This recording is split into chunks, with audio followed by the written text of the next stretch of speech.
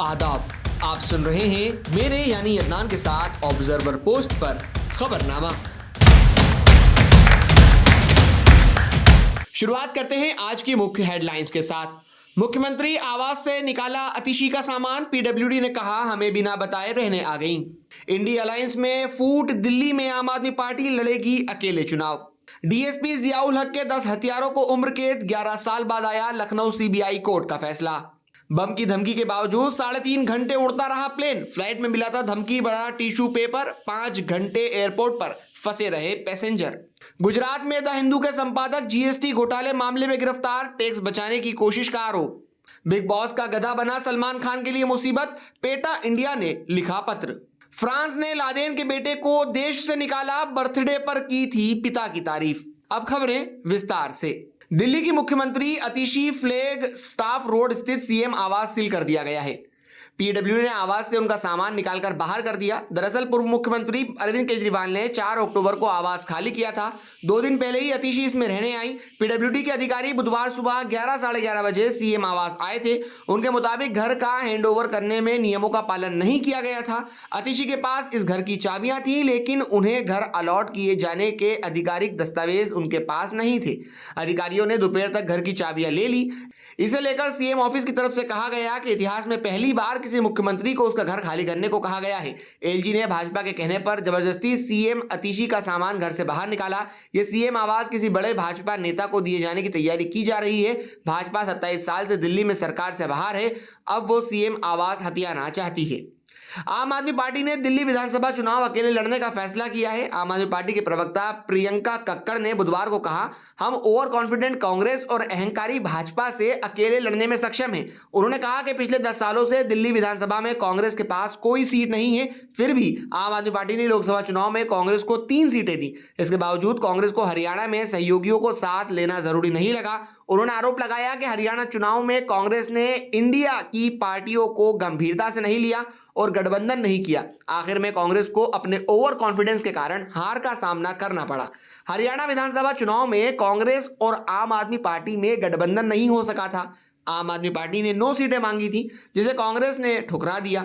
इसके बाद आम आदमी पार्टी ने राज्य की 90 सीटों में से 39 पर चुनाव लड़ा। हालांकि पार्टी को एक भी सीट नहीं मिली, लेकिन कांग्रेस 27 सीट ले सकी।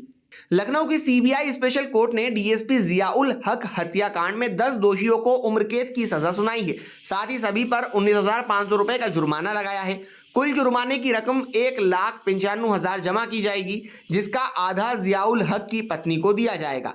कोर्ट ने 5 अक्टूबर को 10 लोगों को दोषी करार दिया था।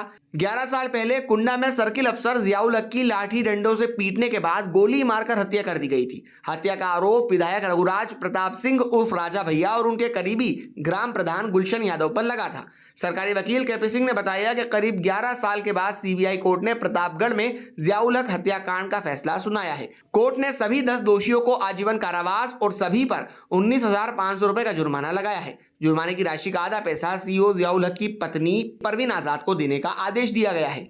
लंदन से दिल्ली के लिए उड़ी विस्तारा एयरलाइन की फ्लाइट UK-18 में बुधवार को बम की सूचना से हड़कंप मच गया। फ्लाइट के दिल्ली पहुंचने के करीब 3.5 घंटे पहले एक यात्री ने प्लेन के टॉयलेट में धमकी भरा टिश्यू पेपर देखा। उसने क्रू मेंबर को सूचना दी। फ्लाइट को दिल्ली में लैंड कराकर आइसोलेशन बे में ले जाया गया, जहां सभी पैसेंजर के सामान की जांच की गई। हालांकि बम जैसी कोई चीज नहीं मिली। इस मामले में अहम पैच यह भी है कि बम की सूचना मिलने वाला टिश्यू पेपर मिलने के बावजूद 3.5 घंटे तक प्लेन हवा में उड़ता रहा। पुलिस ने क्रू मेंबर से सवाल किया कि बम की सूचना मिलने के बावजूद प्लेन को दिल्ली तक क्यों लाया गया, किसी नजदीकी देश में लैंडिंग की इजाजत क्यों नहीं मांगी गई। पुलिस के सवाल पर पायलट और क्रू मेंबर ने कहा कि रास्ते में फ्लाइट लैंड करवाने पर प्लेन के हाईजैक होने का खतरा था। इससे बचने के लिए फ्लाइट को सीधे दिल्ली लाया गया। फ्लाइट में करीब 300 यात्री और क्रू मेंबर सवार थे। सुरक्षा जांच के चलते पैसेंजर्स करीब 5 घंटे एयरपोर्ट पर ही फंसे रहे। अंग्रेजी अखबार द हिंदू के वरिष्ठ सहायक संपादक महेश लांगा को अहमदाबाद क्राइम ब्रांच ने जीएसटी घोटाले के आरोप में गिरफ्तार किया है। एक स्वतंत्र आवाज माने जाने वाले लांगा पिछले 2 दशकों से गुजरात में रिपोर्टिंग कर रहे हैं। उन्होंने राजनीति व बेरोजगारी जैसे सार्वजनिक मुद्दों पर रिपोर्टिंग की है। इससे पहले सोमवार को 13 लोगों के खिलाफ आईपीसी की विभिन्न धाराओं के तहत एफआईआर दर्ज की गई थी, जिसमें डी एंटरप्राइजेस भी शामिल है, जो कथित तौर पर पत्रकार के भाई मनोज कुमार राम भाई लांगा की एक फर्म है। आरोप है कि यह कंपनी 200 संस्थानों के एक ऐसे नेटवर्क का हिस्सा है जिसने धोखाधड़ी वाले लेनदेन के जरिए टैक्स बचाने की कोशिश की है। People for the ethical treatment of animal यानी पेटा इंडिया ने बुधवार को बॉलीवुड अभिनेता सलमान खान को पत्र लिखा है। न्यूज एजेंसी पीटीआई के मुताबिक सलमान खान से अपील की गई है कि बिग बॉस 18 के सेट से गधे को हटा दिया जाए। खान को भेजे गए लेटर में पेटा इंडिया ने गधे के उपयोग पर चिंता जताई है। रियलिटी शो बिग बॉस 18 में नवे प्रतियोगियों के रूप में गधराज को पेश किया गया है। रियलिटी शो बिग बॉस 18 में 19वें प्रतियोगी के रूप में गधराज को पेश किया गया है। पेटा इंडिया के प्रतिनिधि शौर्य अग्रवाल ने सलमान खान को लिखे पत्र में कहा है वो अपने प्रभाव का उपयोग करके शो के निर्माताओं से अनुरोध कर रहे हैं कि मनोरंजन के लिए जानवरों का उपयोग ना करें। इससे न केवल पशुओं पर पड़ने वाले तनाव और दर्शकों की परेशानी को रोका जा सकेगा, बल्कि एक पुख्ता मिसाल भी कायम होगी। फ्रांस ने आतंकी ओसामा बिन लादेन के बेटे उमर बिन लादेन के देश लौटने पर हमेशा के लिए रोक लगा दी है। बीबीसी के मुताबिक फ्रांस के गृह मंत्री ब्रूनो रितेयू ने मंगलवार को इस आदेश पर दस्तखत किए हैं। गृह मंत्री रितेयू ने कहा है कि अब उमर बिन लादेन के फ्रांस लौटने की उम्मीद हमेशा के लिए खत्म हो चुकी है। रितेयू ने कहा कि उमर ने सोशल मीडिया पर आतंक को बढ़ावा देने से जुड़े पोस्ट किए थे। 43 साल का उम्र फ्रांस के नॉर्मंडी में 2016 से रह रहा था।